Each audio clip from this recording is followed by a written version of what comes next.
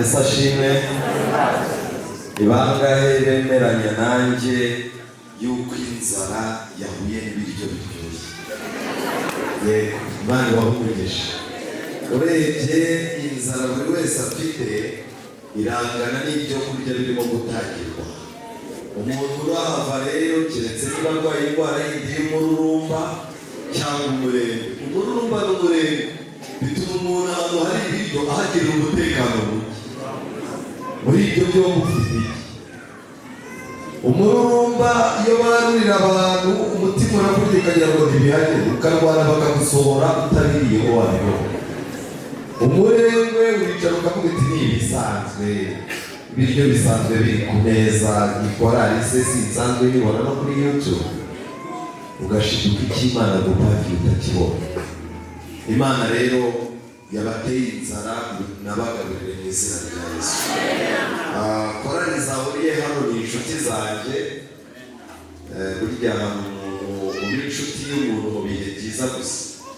Korari zose mwabonye hano ko ari eshatu ni inshuti zanjye mu bihe byiza n'ibibi. Buriya hari ukuntu kizakubwira inshuti zawe iyo ibihe bimeze nabi. Umuntu arakubwira ati ariko nawe muraziranye. Petero baramubwiye bati ariko nawe tukubona mu bantu bagendanaga n'uriya mugabo kandi babagura umusitari. Petero arirahira ndetse Mwuka wamuzi tubwira ko yitutse ibitutsi byinshi. Petero aravuze ati gutuka Yesu byo ntabwo nabitinyuka, ariko reka nituke ibintu byerekana ko ndi umuraka. Arangije akebuka abwira abantu ati utagize icyo yimarira ubu yamarira iki twe. Ariko umudamu aramureba ati amagambo uvuga ni uburyo ubereje umwe mu bigishwa. Hari ibintu utabwihakana, wagiye kunywa inzoga wihishe, wagiye mu irodi gusambana, umuntu arakureba akakubwira ati urasa n'umuntu twabiye hano ku rusengero i Muhanga kubika umutwe utisimbizi. Ati nuko uvuze rwose biragaragaza ko uhazi. Inshuti zanjye, ni byiza gushima ko umuntu muziranye kandi abantu barafasha. Nimugoroba twize icyigisho cyiza. Umuntu twiganye nimugoroba arakomerezaho. Uwo tugiye kubana muri uyu mwanya asaba Imana kugira ngo iyi mpamba y'ibyo tugiye kwiga igira aho imukura n'aho imugeze. Nitwa Musoni Flavien, ndi umwizera wo ku Muhima. Mu buzima busanzwe nkorera mu kigo cya APADE kandi ndashima Imana yuko magingo aya Imana ikimagaritse mu murimo wayo. Reka mbasabe dusenge kuko nibyo bifite agaciro. Uwiteka Mana nziza, izina ryawe rihabwe icyubahiro. Dore abana bawe tugiye kubumbura ibyanditswe byera. Muri twebwe ushyiremo inzara kugira ngo ijambo ryawe rigire aho rigera, kandi imico yacu ibashe gushyikira ikintu kidasanzwe. Imihigo myiza kugambirira kwera biri bufatirwe muri iyi nzu yawe, ubitereho kashe y'Ikaruvari kugira ngo bibe ibyacu. Kandi iyi sabato yaba uwaje aje gutanga imbaraga n'uwaje yazibuze, twese tugushakireho imbaraga, tubisabye twizeye mu izina rya Yesu. Dufitanye icyigisho nahaye insanganyamatsiko ivuga ngo kuki mu banyambaraga tumeze nk'intumbi? Kuki mu banyambaraga tumeze nk'iki? Ubuzima uyu munsi turimo gucamo burasaba ko tuba abanyambaraga. Uyu munsi kuba umugore ntutaguzwe n'ibibazo biboneka byose, biragusaba kuba umugore w'umunyambaraga. Kugira icyo ukora mu nzu y'Imana no kugira icyo uyoboramo birimo biragusaba kuba umunyambaraga. Ikintu kimbabaje, abantu benshi aho gushaka imbaraga z'Imana barimo barashaka imbaraga z'amafaranga, barimo barashaka imbaraga zo kumenyekana, barimo barashaka imbaraga z'amashusho n'imbaraga z'amajwi. Ariko dukeneye imbaraga z'Imana. Abantu bagomba guhangana n'inyamaswa n'igishushanyo cyabo bagomba kuba ari abanyambaraga.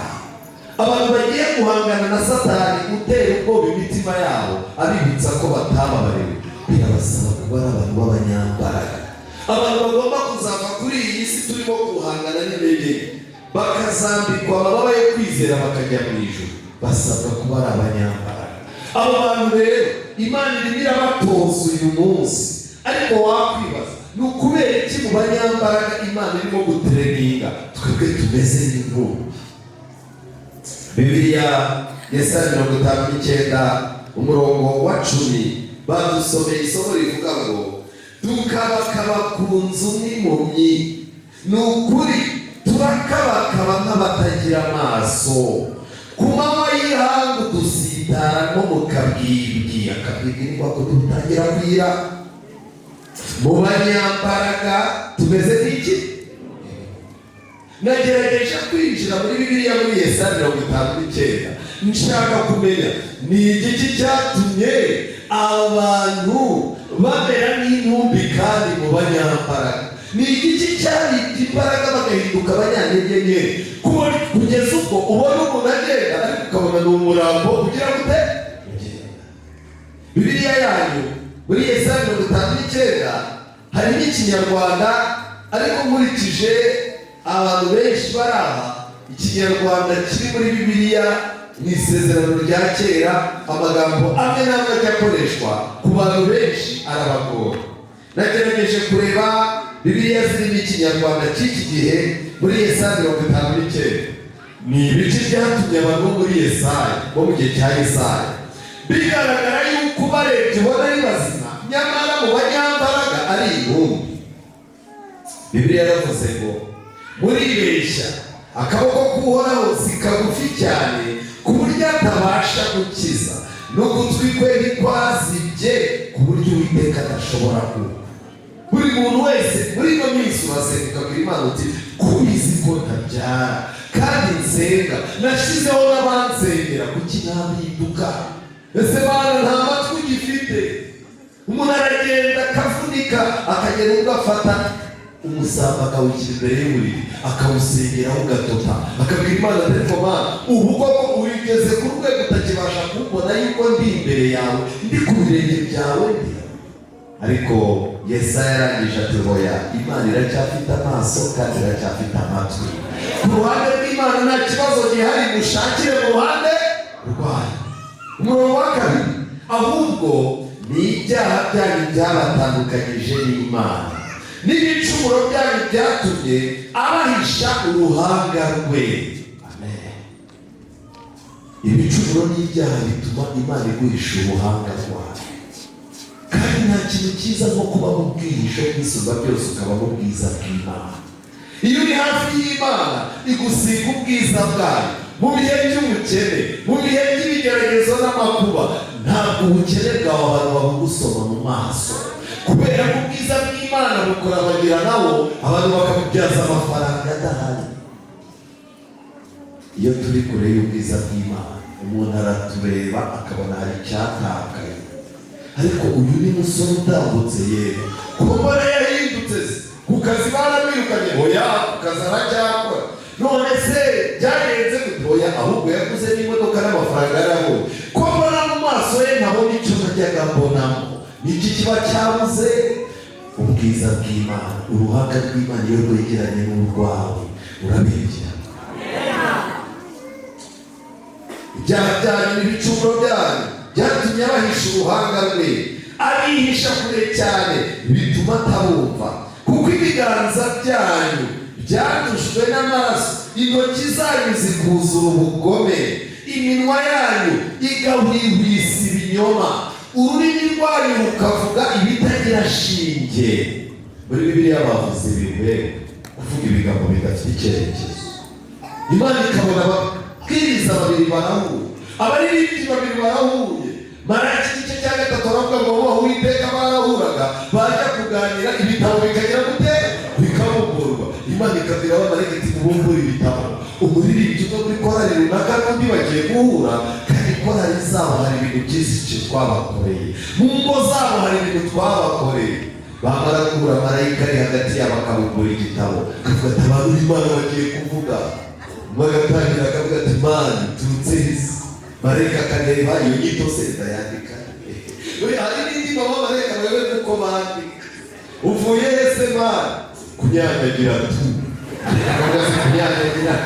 Hari n'indi twanyuzwe n'icyaha abamarayika badashobora kwandika mu nyandiko zera.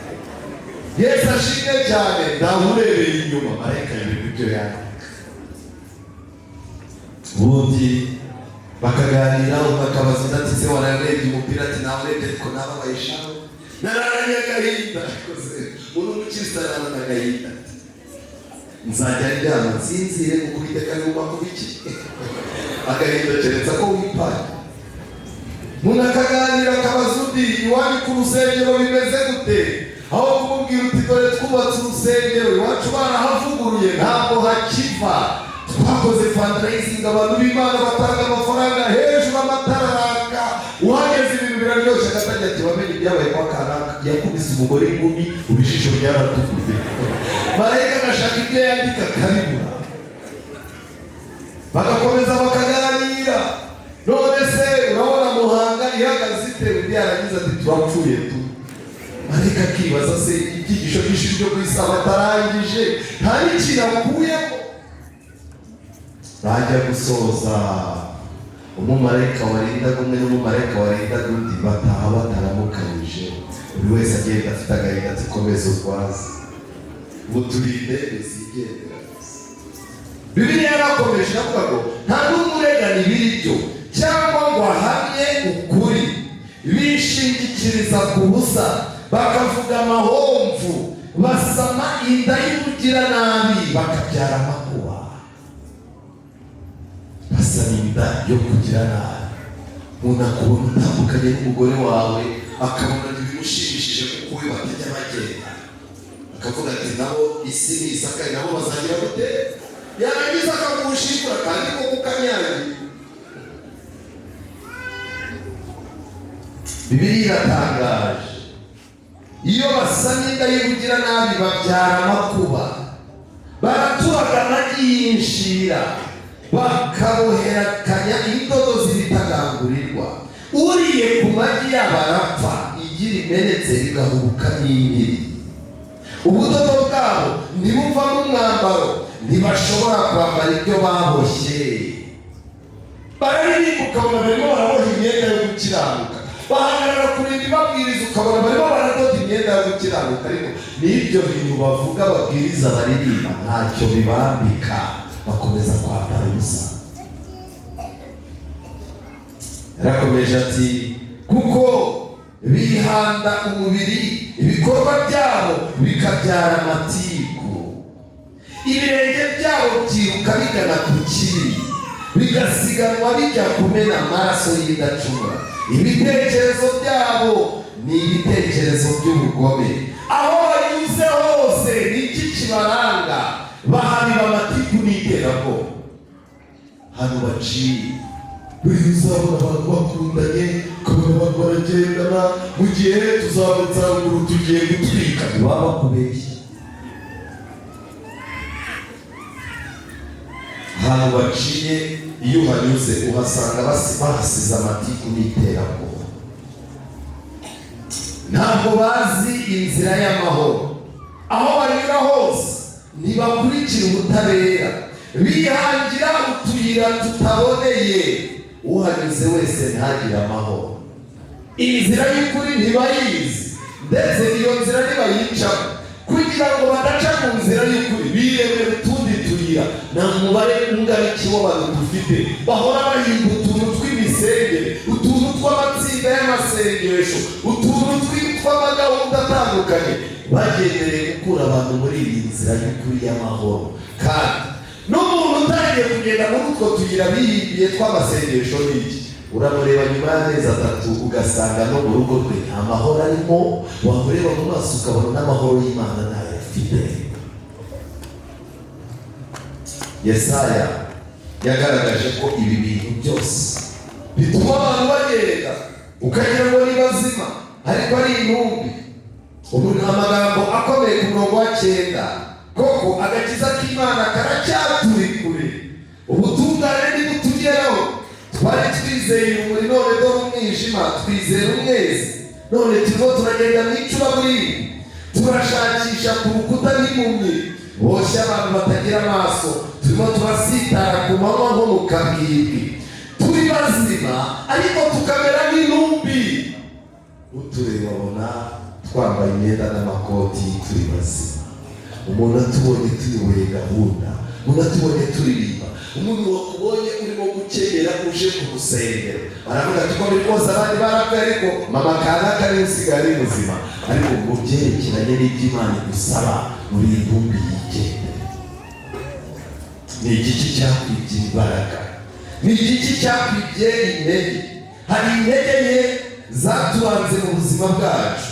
Mu Baroma igice cya 6:19 Bibiliya igaragaza yuko dufite intege nke z'imibiri yacu. Iyi mibiri yacu nayo ni isoko y'intege nke. Niyo mpamvu umuntu urimo gutegereza kumvira iby'umubiri umusaba azahura n'akaga. Uzi kujya mu ndorerwamo umubiri ukakuganiriza. Ujya mu ndorerwamo ukabona ufite agatuza, abakobwa akabona niwe mwiza, umugore akireba mu ndorerwamo agahita aza yagirana akabazo n'umugabo akamubwira ati uretse Imana yaguhaye imyituye ukambona ubundi kirabona ari ku rwego rwawe.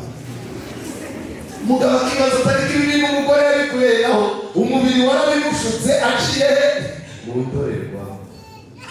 Niyo mpamvu ababiba mu mubiri bazasarura kubora. Wikumvira ibyifuzo by'umubiri. Abantu bazajya mu ijuru ni abantu bazaba baranesheje umubiri, ntibemerere ibyifuzo byose by'umubiri ko bibakontora. Bibiliya igaragaza ko isoko y'intege nke za kabiri dufite, Abaroma 8:3, Bibiliya iravuga ngo hari iby'amategeko y'Imana yananiwe gukora kubw'intege nke za kamere yacu. Abanyamadini ntabwo bigeze babimenya. Abanyamadini bagerageje gukomeza amategeko birabananira, bahimba inyigisho y'uko amategeko Yesu yayabaha. Ikibazo si amategeko, ahubwo ikibazo ni intege nke za kamere yacu. Kugeza ubwo hari n'ibintu amategeko yagombaga gukora muri twe byananiranye, atari ko amategeko adafite imbaraga, ahubwo ari ko kamere zacu zifite intege nke. Ubu rero nuhura n'umuntu biremewe none kujya umukiriti ndi mubi. Ure n'umuntu muganira umukiriti n'undebe guca n'umusirimu ndi mubi, kubera ko uri mubi ku mubiri, uri mubi ku mutima nama, uri mubi mu migambi, uri mubi mu byo ugambira, uri mubi no mu byiza ukora. Ariko se ni wo mugambi w'Imana? Oya rwose. Nimureba neza mu Baheburayo igice cya 5:2 Bibiliya itwereka ko ijambo ry'Imana rivuga ko turi abami n'abatari. Ariko Bibiliya mu Baheburayo 5:2 haravuga ngo n'umutambyi mukuru bwe. Tujyane mu Baheburayo igice cya 5:2 murongo wa mbere. Umutambyi mukuru wese iyo atoranijwe mu bantu ashyirirwaho gukora ibyerekeye Imana ku bw'abantu, kugira ngo ature amaturo, atambe n'ibitambo by'ibyaha, kandi abasha kwihanganira abatagira ubwenge n'abayobye, kuko nawe agoswe n'iki? N'intege nke. Mu gihe cya kera abantu babonaga umutambyi bakavuga bati uriya we yibera mu ijuru, nta kosa akora, yibera mu bintu by'amaturo, mu bintu by'ibitambo. Uriya we ntabwo yiba, ntabwo yica, ntasambana. Reka nkubwire, nushaka akazi keza uzibera umutambyi. Bariya abantu ni abantu b'Imana bahora begera amarembo y'ijuru. Ariko Bibiliya iravuga ngo umutambyi mukuru nawe yagombaga kwihanganira ibicucu n'abanyabwenge buke.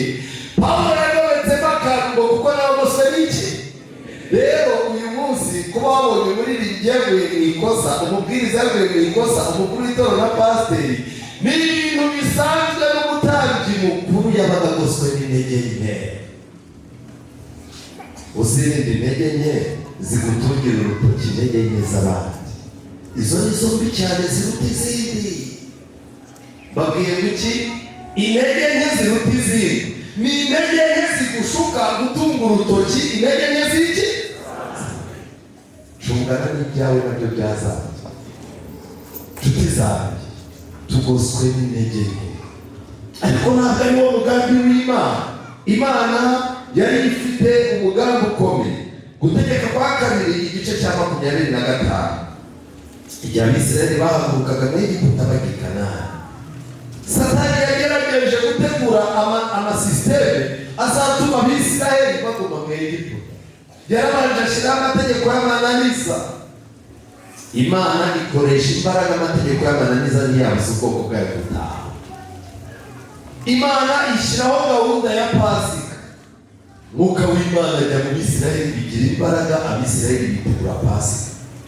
Ku nyanja itukura bagize ubwoba, Imana irabumara, inyanja itukura igabanyukamo kabiri. Bamaze kwambuka bagiye hakurya, Satani akazaza batera kwigaragambya mu nkambi y'abera, ariko Imana irabatabara. Satani agerageza kubazamo, arababwira ngo bitoranyirize umugabo basubire mu Egiputa. Imana ibikamo ubwoba, bari bafite icyo gitekerezo ntibasubira mu Egiputa, ahubwo bapfira mu butayu. Satani apanga umushinga ukomeye, ahagurutsa ishyanga. Satani yabonaga Abisirayeli uko bagendaga, kugenda urugendo rurerure, ibibazo by'inzara n'amakuba kumvikana gukeya n'ibindi, byatumye abantu batangira kugenda urugendo bajya i Kanani, ariko bagendana intege. Gutegeka kwa 2:25-17 Bibiliya iravuga ngo igihe Mose yari agiye gusoza ubuzima no gusezera Abisirayeli, ababwira ibintu bagomba kwitaho mu rugendo rwabo batazibagirwa.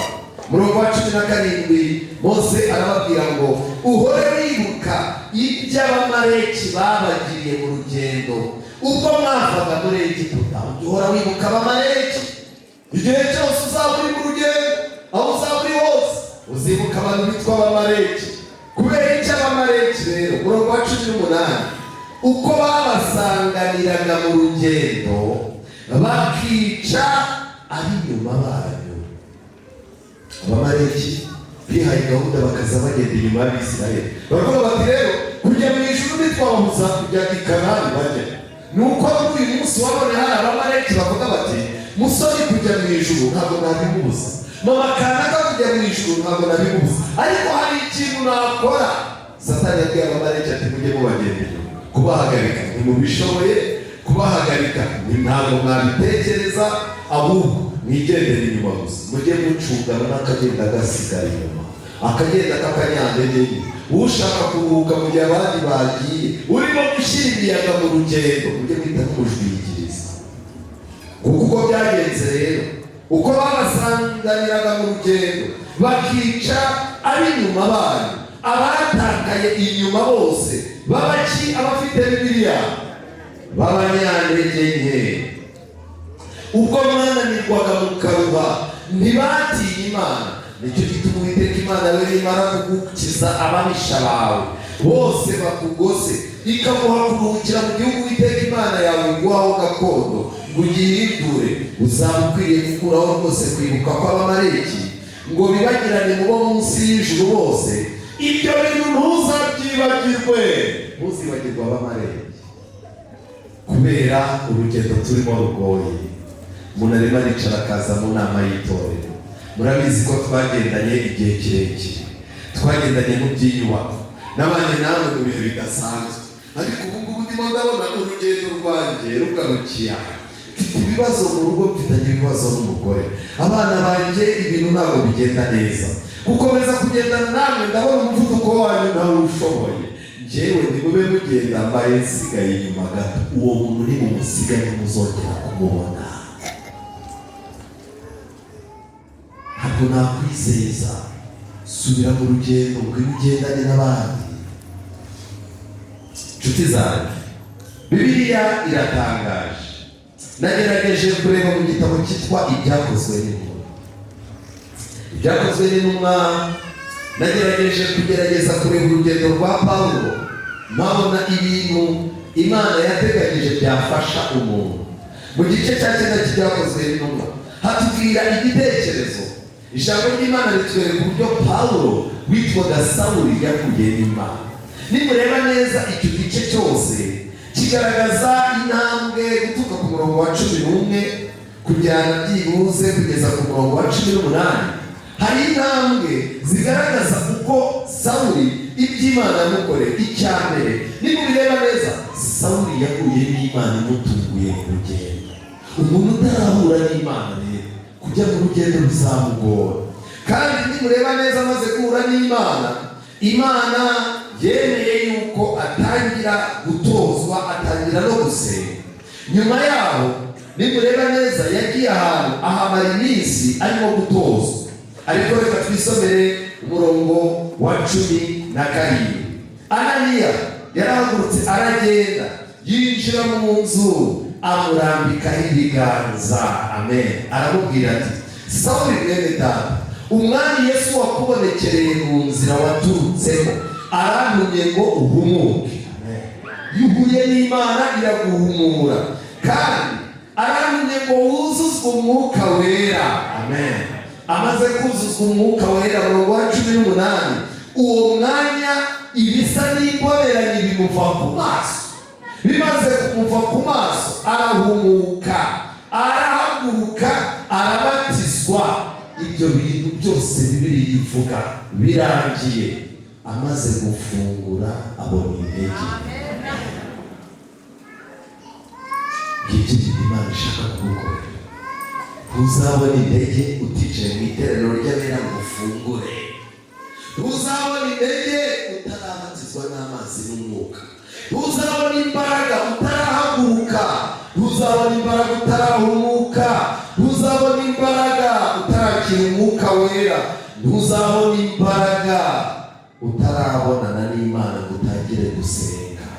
Imbaraga wabona. Ubu Satani yaratugendeye. Urahubuka ukavuga ibintu bitabaho mu rugo. Ugahubuka ukabwira umugore cyangwa ukabwira umugabo wawe amagambo adahwitse. Ugahubuka mu bana ukazana n'ibintu. Nanone waza kuvumbura ko wahemutse, Satani yaragize akakubwira ati iki kintu ntabwo uragikwiza.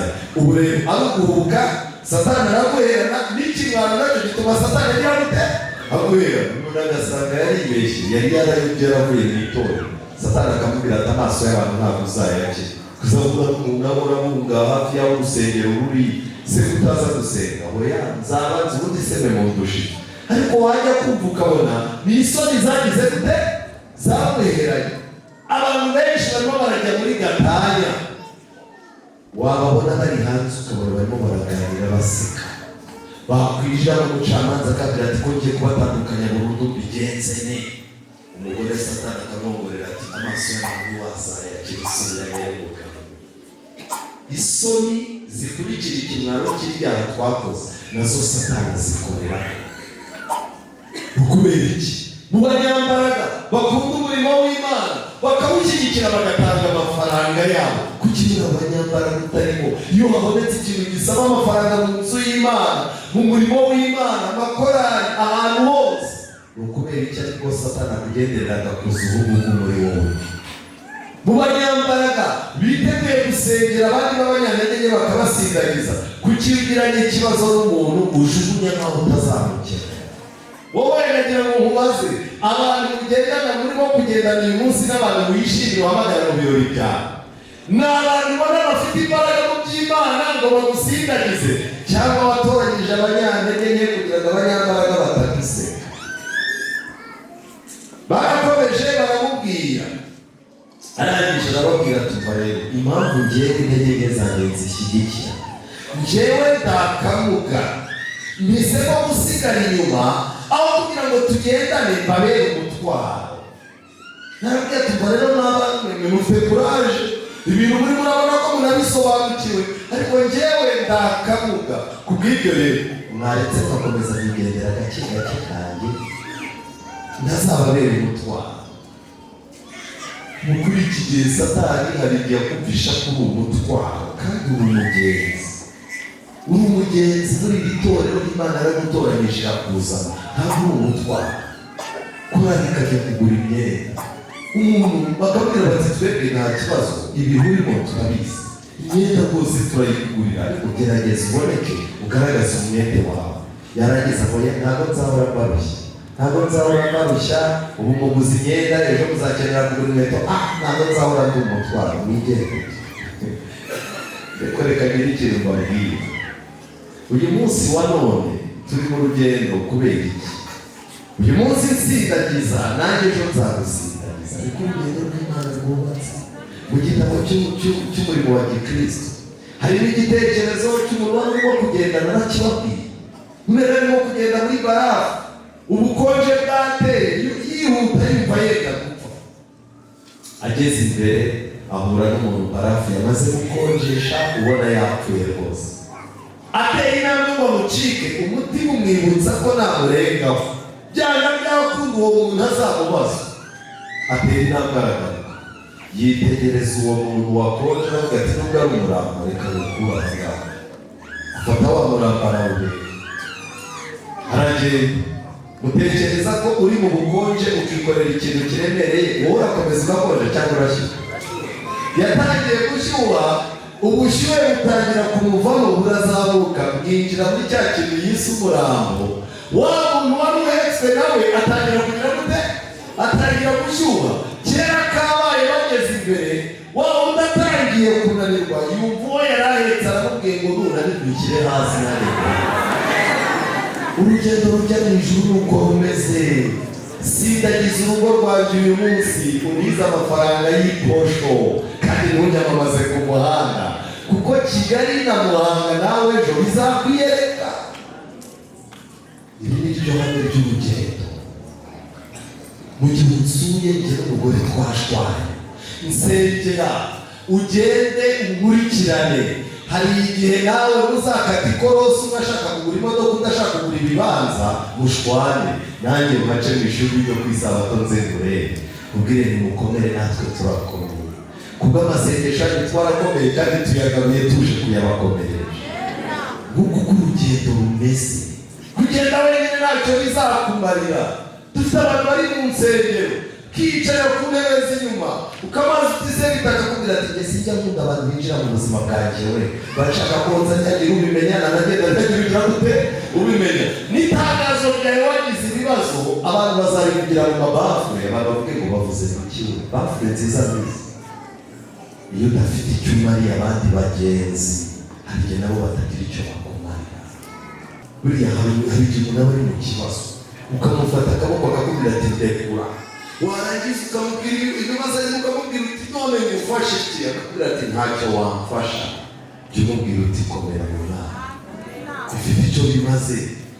Uyu mugabo yaravuze ati iyo bandengaga kubera ko batari gukomeza kurangaga nkanjye kandi nanjye nifuza kugenda n'abanyambaraga mu by'Imana basigaga bambwiye ngo komera. Kandi uretse ibyo namwe n'igihanda iki gihanda kinsaba kwitegura intambara kandi njyewe sinari nkeneye kurwana nari nkeneye agatobe ko kunsubizamo intege cyahise kimfata rero umunsi cyamufashe wari umunsi akeneye kwambara intwaro zose z'umwuka. Igihanda kigihura nawe ikigenda cyitwa kwica neza cyaravuze ngo itegure ngiye kukwica tugiye kurwana. Igihe yaragiye kurwana ngo we yumvaga afite icyaka akeneye gutora.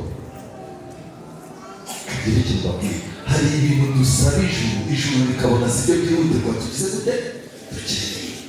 Ubu hari ibintu urimo gusaba Imana ukabona ntibiguha hari ibyirimo kuguha ibona bikenewe ukurikije ibyago ugiye kwinjiramo n'amakuru.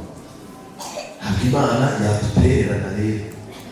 Igihanda mwica neza kirababaje ni ukubera iki Satani uzabireba iyo agiye mu babwiriza ahigwa abantu bakunda. Iyo agiye mu itorero ahiga wa mwizera wari ufite icyo amariye abantu. Iyo agiye muri korali ahiga wa wundi umeze nka rogo ya korali ni w'abahiga. Hari igihanda cyitwa mwica beza gihiga umuntu ukanyakanya mu by'Imana. Cyaramufashe rero kiramukubita ndetse baramubaza bati none se kubera iki ukikimara kugufata gipanga kukwica wowe wumvaga wiringiye iki watekerezaga iki? Uyu nguyu intege nke aravuga tumva nari nizeye ko nzacika nkavamo kuko nabwiwe ko umugenzi uri muri uru rugendo iyo akomeje gutekereza shebuja atajya apfa. Aravuga ati ndi mu biganza byacu. Mu by'ukuri umutima umwe wabwiraga yuko ndapfa ariko ubundi ukambwira ngo wowe ukomeze utekereze nyir'urugendo. Nta muntu wigeze atekereza nyir'urugendo wigeze agira gute apfa. Arangije baramubaza bati none ku musozo ni iki wavuga? Arangije bavuga ngo ndashimira umwami Yesu ndashima namwe yakoresheje mu kantabara. Nshuti zanjye Yesu azamanuka gutabare ariko Yesu yiteguye gukoresha abana b'Imana bari muri iyi nzu. Wishaka kugenda wenyine, wishaka ko urugo rwawe rugenda rwonyine. wishaka kubaho nkaho uri igiti gituye ahantu hahonyine. Igiti gituye ahantu hahonyine ku musozi hejuru, iyo umuyaga uje urakigusha.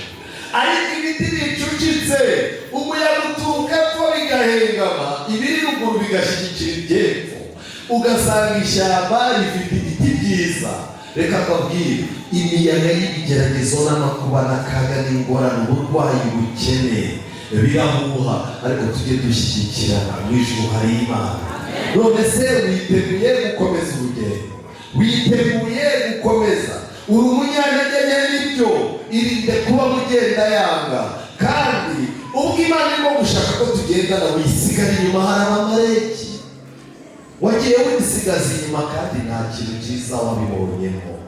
Wagiye ugerageza koroshya iby'Imana, nta cyiza wabonyemo. Uyu munsi ukwiye kuba umunsi wawe wo gusezerana n'Imana isezerano ryo kurokoka. Igihanda mwica beza cyaragufashe, uri mu biganza byacyo. Kurokoka kwawe biraterwa n'ubushake bwawe bwo gutabaza Imana. Kubera iki mu banyambaraga umeze nk'inkubi? Iki kibazo kigomba kukubabaza. Kubera iki cy'abantu bagiye kujya mu ijuru barimo gushobora ntarimo kubishobora? Nshuti zanjye, Yesaya igice cya 40. Yesaya igice cya 40, Bibiliya iratangaje. Ese umuhamagaro w'Imana urimo urumva? Yesaya 40 umurongo wa 31. Ariko abategereza Uwiteka bazasubizwamo intege nshya, bazatumbagira mu kirere, bagurukisha amababa y'ibisiga, baziruka be kunanirwa, bazagenda be gucunga. Abagize gute? Abategereza Uwiteka. Iri ni isezerano Imana yiteguye gusohoreza umudivanisti wese uri mu rugendo rujya mu ijuru abishaka. Umunyantege utifuza kuguma mu biganza by'iki gihanda. Nshuti zanjye, uyu munsi nagira ngo mubwire yuko Imana iragutegereje. Imana irashaka kugukura aho uri. Imana irashaka kukuzura. Hari ibintu byiza wigeze kugira byazambye muri wowe. Hari ibintu byiza Imana yigeze gushyira muri wowe, ugenda upfa gake gake upfa uhagaze. None Imana uyu munsi kuri iyi Sabato, Imana irimo irashaka bizura. Bishoboka ko hari ikintu cyiza wigeze kugira kikaba cyarapfuye muri wowe, ushaka ko Imana izura uyu mwanya. Yesu arimo araguhamagara. Imana irashaka kwambika amababa, kuko kugenda hasi huzuye imitego n'ibisasu. Imana irashaka ko witoza kuguruka. Imana irashaka kuguha imbaraga nshyashya, kuko izo wakoresheje kera zarashize. Imana irashaka kuguha kuryoherwa n'iby'agakiza. Imana bahumugisha mu izina rya Yesu. Ese hari umuntu ubwira Imana ngo Mana nzura, Mana gira icyo unkorera? Abamareki baramfashe nkura mu biganza byabo. Gira icyo unkorera, umbindure muzima, no kugenda n'intumbi, ahubwo ngende ndi muzima. Niba icyo cyifuzo ugifite, muri wowe ufite icyo Imana ushaka ko ikuzurira, niba muri wowe hari ibintu byangije isano yawe n'Imana mu byo twavuze ruguru, haguruka uzeruye kuri Imana dusenge. Tere namuze. Dufite iminota mike, yikoreshe neza. Nyambika urukundo rwawe nahindanye n'ihene. Ubu mfite intege nkeya, nyongeramo imbaraga. Nzaba amahoro unyoboye, sinakwiyiringira. Yesu ujye ugenda iruhande kuko udutira byose. Nubwo ibindi imbere byose rero byagomba mu nkokora. Mu magambo make, nubwo ibindi imbere byose byamvangira ntibigende uko mbishaka, nzakomeza komatana nawe Imana w'Imana. Indirimbo yacu turirimba. Nyabuno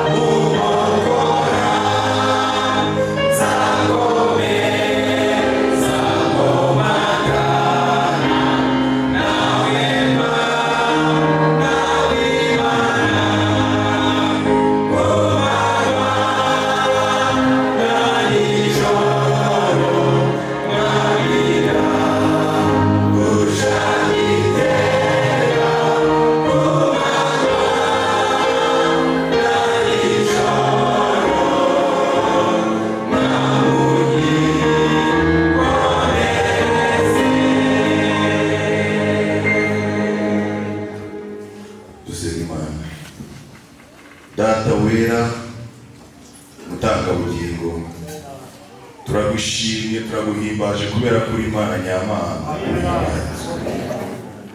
Muri aya masaha ijambo ryawe rirabibwe, nyamara ntidashidikanya yuko buri muntu wese yimenye ko ari umunyantege nke, ariko nyamara ijambo ryawe rirabivuga ryeruye ko uwiyumva ko ari umunyantege nke nyuma yagutegereje uzamwambika imbaraga.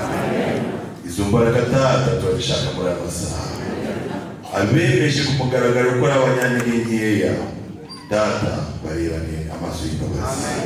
Buri muntu wese umutima we niwe umushinja, nyamara kubera ko twese twacumuye ntabwo twabashije gushyikira ubwiza bwawe. Data tubabarire. Tugeze mu masaha yo gutandukana mu mwanya mutoya, dusezereshe amahoro. Ndakwinginze Mana yo mu ijuru, waje ahangaha afite ibibazo ntabitahane, waje afite intege nkeya atahane imbaraga. Mwuka wawe wera abashe guherekeza buri muntu wese. Iri teraniro ryose risabiye umugisha wawe, aho buri muntu wese agiye kunyura imbaraga zawe zimuherekeze. Abadayimoni b'ingeri zose batsindwe mu izina ryawe. Gahunda zose zigiye gukomereza ahangaha aba ari wowe uziyobora. Abamarayika babashe gukora iri teraniro, turi gusaba mu izina rya Yesu.